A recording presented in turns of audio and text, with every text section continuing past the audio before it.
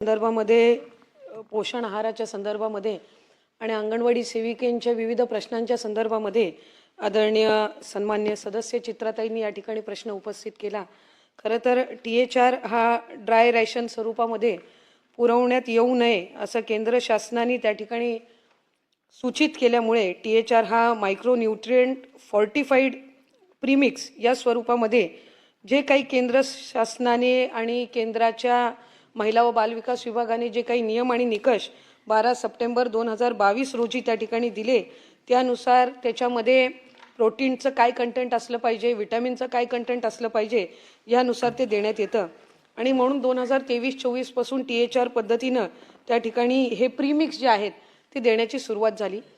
खरं तर त्या संदर्भामध्ये मधल्या कालावधीमध्ये आम्ही सगळ्यांनी सुद्धा आढावा घेतला आणि सन्मान्य चित्राताईंनी जसे प्रश्न उपस्थित केले तसे आणखीन काही सन्मान्य सदस्यांच्या सुद्धा त्या संदर्भातल्या सूचना आलेल्या आहेत। मी सुद्धा ज्या वेळेला अंगणवाड्यांना भेट दिली त्यावेळेला तिथल्याही अंगणवाडी सेविका आणि मदतनीस यांच्याकडून काही सूचना आल्या।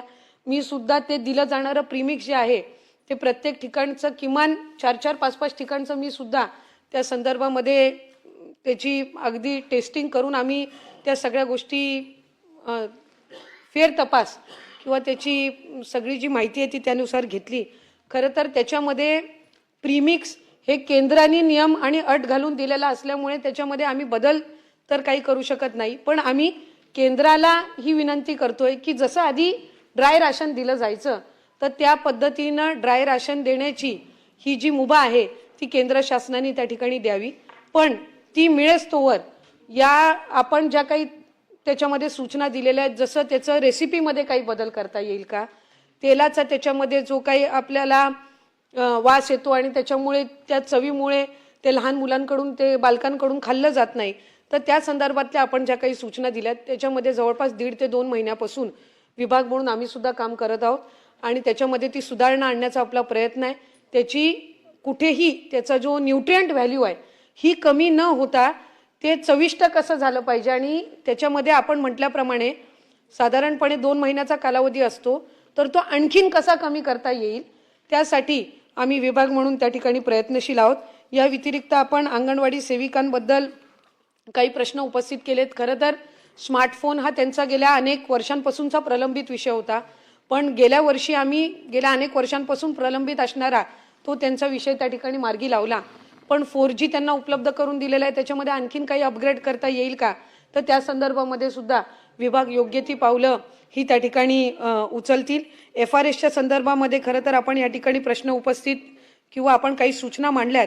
THR डिस्ट्रीब्युशन जे FRSच्या माध्यमातून होतं त्याच्यामध्ये साधारणपणे जानेवारी 2026चा जो रिपोर्ट आहे त्याच्यामध्ये 85% अधिक ही त्याच्यामध्ये जी काही नोंदणी आहे ती त्या ठिकाणी झालेली आहे। त्याच्यामुळे या सगळ्या परिस्थितीमध्ये आम्ही अधिकाधिक हा आहार पोचवून त्या मुलांना पोषण आहार वेळेत मिळणं, त्या बालकांना आणि कुपोषणाचं प्रमाण हे कमी करणं यावर अधिकाधिक लक्ष केंद्रित करत आहोत। आपण या आधी सुद्धा राज्यातील आदिवासी भाग सोडून इतर यांना सुद्धा अमृत आहार योजना त्या ठिकाणी लागू व्हावी या संदर्भामध्ये आपण सूचना मांडलेली आहेत। त्यामुळे त्या संदर्भामध्ये सुद्धा सकारात्मक पद्धतीनं आम्ही, कारण ही आदिवासी विभागाकडनं तो निधी महिला बालविकास विभागाला मिळतो आणि त्यांचा तो फक्त तेवढ्या घटकापुरतं मर्यादित असतो। आता त्या व्यतिरिक्त जर करायचा झाला तर त्या संदर्भातला योग्य तो प्रस्ताव तयार करून आम्ही तो सुद्धा शासनापर्यंत आम्ही सादर करू। अंगणवाडी सेविकांच्या प्रस्ताव तयार करून आम्ही तो सुद्धा शासनापर्यंत आम्ही सादर करू। अंगणवाडी सेविकांच्या प्रश्नांच्या संदर्भामध्ये नेहमीच महायुतीचं सरकार किंवा विभाग हा अग्रेसर राहिलेला आहे। 2 वेळा आपण ह्या कालावधीमध्ये अंगणवाडी सेविकांना मानधनची वाढ असेल, त्यांना आपण मोबाईलचा रिचार्ज उपलब्ध करून देतो, त्यांना आपण प्रोत्साहन भत्ता त्या ठिकाणी देतो आणि त्याचबरोबर त्यांना भाऊबीज सुद्धा दिवाळीच्या आधी ही आपण उपलब्ध करून देतो। हे या आधी या 2-3 वर्षाच्या आधी हे तितक्या नियमित पद्धतीनं नव्हतं जे आपण या संबंध कालावधीमध्ये सुरळीत केलेलं आहे।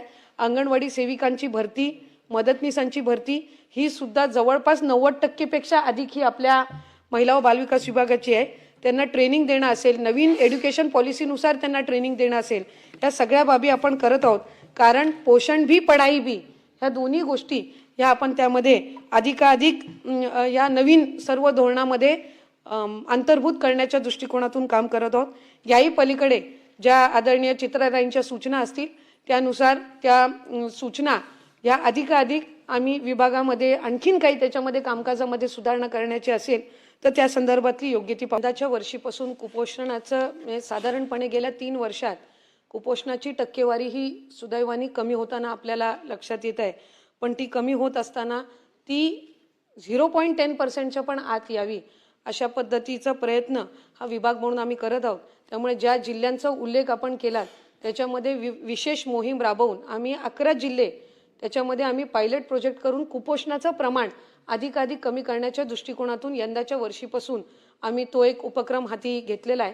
आम्ही खरं तर 100 दिवसाच्या आणि 150 दिवसाच्या कार्यक्रमामध्ये सुद्धा तो हाती घेतला होता, पण त्याचं एक कंटिन्युएशन करून आपण तो त्या ठिकाणी करत आहोत।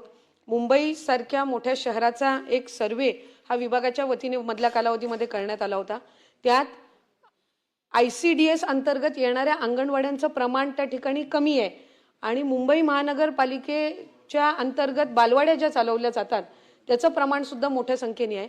अंगणवाडी जी चालवली जाते याच्यामध्ये पोषण पण दिलं जातं आणि त्याचे नियम आणि निकष केंद्राने दिलेले असतात, त्या पद्धतीने ते दिलं जातं। BMCच्या वतीने ज्या बालवाड्या चालवल्या जातात त्यांचे नियम आणि निकष कारण ते त्यांच्या निधीतून असतं त्यामुळे ते त्यांच्याकडून दिलं जात असतं। पण आम्ही याच्यामध्ये एक गॅप मॅपिंग करतोय, म्हणजे गॅप मॅपिंगमध्ये किती स्लम एरियातली बालकं ही आपल्याकडून सुटतायत, म्हणजे किती पोषणापासून वंचितच राहत आहेत, ही या संदर्भातला आपण त्या ठिकाणी सर्वे हा प्राथमिक स्वरूपातला आमच्याकडे आलेला आहे। त्यामध्ये आम्ही राज्याचे उपमुख्यमंत्री नगरविकास खातं सुद्धा त्यांच्याकडे आहे, एकनाथ शिंदे साहेबांकडे, त्यांना सुद्धा आम्ही त्या संदर्भातली एक बैठकीची विनंती आम्ही केलेली आहे, जेणेकरून त्याच्यामध्ये BMC, ICDS हे आणि नगरविकास विभाग हे त्या ठिकाणी एकत्रितपणाने काम करू शकेल।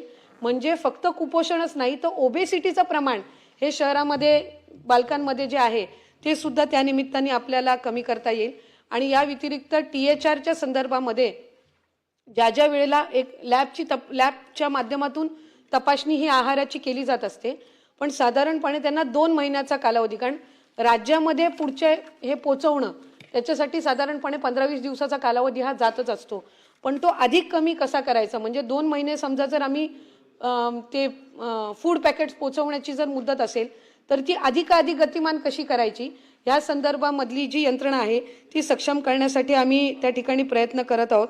आणि या व्यतिरिक्त UCDC जे आहे अर्बन मालन्यूट्रिशनच्या संदर्भामध्ये गेल्या वर्षीपासूनच आपण तो उपक्रम सुरू केला आहे आणि त्याच्यामध्ये शहरातल्या ज्या अंगणवाड्या आहेत त्याच्यामध्ये जसं आपला ICDS ग्रामीण भागामध्ये असतं तसं UCDC हे आपलं शहरी भागामध्ये अधिकाधिक आपण टार्गेट करून इथं सुद्धा कुपोषणाचं प्रमाण हे कमी करण्याच्या दृष्टिकोनातून मुंबई असेल, पुणे असतील किंवा हे मोठे जी महानगरपालिकेची क्षेत्र आहेत त्याच्यामध्ये आपण काम करत आहोत।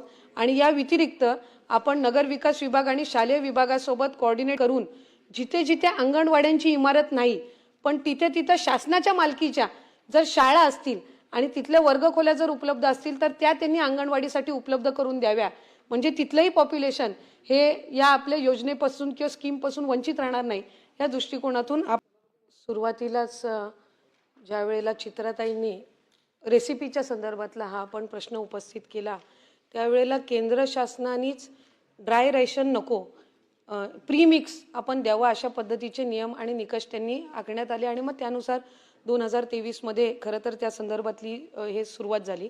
आम्ही केंद्र शासनाला ही विनंती केलेली आहे आणि आत्ताही पुढच्याही याच्यामध्ये ज्या वेळेला विभागाच्या वतीने त्या ठिकाणी काही प्रस्ताव पाठवायचे त्याच्यामध्ये ड्राय रेशनची अधिकाधिक जर मागणी असेल तर त्या संदर्भामध्ये केंद्र शासनाने सकारात्मक विचार करावा अशी त्या ठिकाणी विभाग म्हणून सुद्धा आमची विनंती ही त्या ठिकाणी राहणार आहे।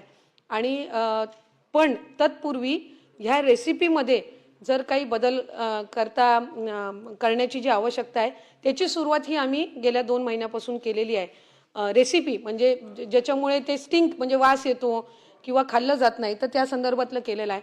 मला आवर्जून या ठिकाणी सांगावंसं वाटतं की मागच्या कालावधीमध्ये गेल्या सरकारच्या कालावधीमध्ये आपणच एका अधिवेशनामध्ये UCDCचा म्हणजे अर्बन एरियाजमध्ये कुपोषण कमी करण्याच्या दृष्टिकोनातून आपण तो मुद्दा मांडला होता, पण त्यावेळेला UCDCचा तो प्रस्ताव हा अपूर्ण राहिलेला होता। तो आपण ह्या कार्यकाळात पूर्ण केला आणि UCDCची आपण सुरुवात ही गेल्या वर्षीपासून केली.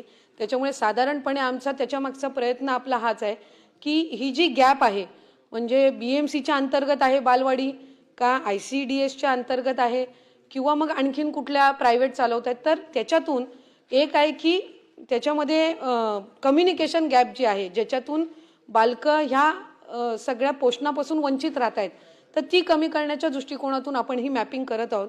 आणि UCDC प्रोग्राम अंतर्गत आम्हाला या 6 महिन्यामध्ये तरी खूप चांगला रिझल्ट आलेला आहे. पण साधारणपणे त्याला एक 1.5-2 वर्षाचा कालावधी तर एक चांगला आपल्याला रिझल्ट मिळण्यासाठी तरी नक्कीच जाईल. तर तो त्या पद्धतीनं करण्याच्या दृष्टिकोनातून आमचा प्रयत्न आहे. या व्यतिरिक्त मुंबईमध्ये सुपोषित महाराष्ट्र असे आणि बालकाचे पहिले जन्म झाल्यानंतर पहिले 1000 दिवस हा एक आपण जी सुरुवात केलेली आहे त्याच्यातनं पहिले 1000 दिवस जे बालकाचे महत्त्वाचे असतात त्याच्यामध्ये आपण गरोदर माता आणि त्या बालकाच्या आहाराच्या संदर्भामध्ये आपण अधिकाधिक लक्ष केंद्रित करण्याच्या दृष्टिकोनातून अंगणवाडी सेविकांना ट्रेन केलेला आहे. दरेकर साहेबांनी त्या ठिकाणी मगाशी मेळघाटच्या संदर्भातील आपण प्रश्न उपस्थित केलात. आम्ही एक मायग्रेशन ट्रॅकिंग सिस्टीम आपण हे केलेली आहे. म्हणजे समजा मायग्रेटिंग कालावधीमध्ये ज्या वेळेला ते कुटुंब तिथं शिफ्ट होतात ते ज्या जिल्ह्यामध्ये जातात त्याची त्या जो कार्यक्रम अधिकारी आहे त्यांनी त्याची जी ट्रॅकिंग सिस्टीम आहे ही त्या ठिकाणी आपण डेव्हलप केलेली आहे आणि त्याच्या माध्यमातून आपल्याला हे कळतं. साधारणपणे याला एक हा वर्षभराचाच कालावधी झालेला आहे. त्याच्यामुळे पहिल्या याला आम्ही केलं त्याला थोड्याफार प्रमाणात यश मिळालं. आणखी ती मायग्रेशन ट्रॅकिंग सिस्टीम आहे ही आम्ही त्याच्यामध्ये सक्षम करत आहोत. आणि जे मायग्रेटिंग पॉप्युलेशन आहे आणि बालकं आहेत त्याची पण नोंद ही विभागाकडे येईल आणि ते जिथं असतील मायग्रेट होऊन तिथं त्यांना त्या जिल्ह्याच्या माध्यमातून त्यांना पोषण मिळेल. रुग्णालयांच्या संदर्भामध्ये त्यांनी ज्या सूचना मांडल्यात त्या संदर्भामध्ये महिला व बालविकास विभाग आणि आरोग्य विभाग हे त्यामध्ये समन्वय साधून त्याच्यामध्ये माहेरघर असेल किंवा आरोग्य यंत्रणा ही मेळघाट असेल किंवा कुपोषित जो क्षेत्र आहे त्याच्यामध्ये सक्षम करण्याच्या दृष्टिकोनातून समन्वय साधून आरोग्य यंत्रणा किंवा महिला व बालविकासच्या कुठल्याही म्हणजे योजनेअभावी त्यांचं कुठेही नुकसान होऊ नये किंवा आरोग्याला त्यांच्या धोका होऊ नये या संदर्भातली खात्री हे दोन्ही विभाग त्या ठिकाणी घेतील. राठोड निश्चितच 1.5 मिनिट राहिलेला आहे. महिला बाल कल्याण मंत्री अत्यंत चांगलं काम करत आहेत. या माध्यमातून सभापती महोदय मला विनंती ही करायची आहे की एक अत्यंत महत्त्वाचा घटक म्हणजे 50% लोकसंख्या ही महिलांची असते आणि त्या संदर्भात काम करण्याचं काम अंगणवाडी सेविका करत असते. तर अंगणवाडी सेविकेंचा सुद्धा मागण्यांचा जो विषय आहे तो मंत्री महोदयांना आपल्या माध्यमातून विनंती आहे की अंगणवाडी सेविकांच्या ज्या मागण्या आहेत त्या पूर्ण कराव्यात. माननीय सदस्य महोदयांनी जो या ठिकाणी सूचना दिलेल्या आहेत बहुतांशी अंगणवाडी सेविकांचे विषय जे आहेत ते आपण मार्गी लावत आहोत.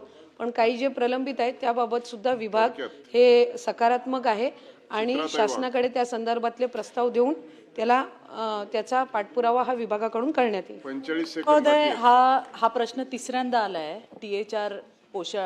THR जे आपण देतोय त्या संदर्भामध्ये आणि खिचडी प्रीमिक्स, त्यामुळे मला असं वाटतं की येणाऱ्या दिवसामध्ये निश्चित त्याच्यामध्ये सुधारणा होईल. 2 प्रश्नांची उत्तरं त्यांनी दिली नाहीत की आतापर्यंत 13,000 मिनी अंगणवाड्या ज्या आहेत त्यांचं मोठ्या अंगणवाड्यांमध्ये रूपांतर झाले परंतु त्यांना अजून इमारती नाही, त्या कधीपर्यंत येणार. आणि दुसरं, बऱ्याच अंगणवाड्या या ग्रामपंचायतीतून नगरपंचायत आणि नगरपालिकेत गेल्यात, तर त्याचं हस्तांतरण कधी होणार आहे? धन्यवाद सभापती महोदय. हस्तांतरणच्या संदर्भामध्ये आम्ही सगळ्या जिल्हा परिषद आणि नगरपालिकांना पुन्हा एकदा त्याचं स्मरणपत्र आणि नगरपंचायतीला देण्यात येईल.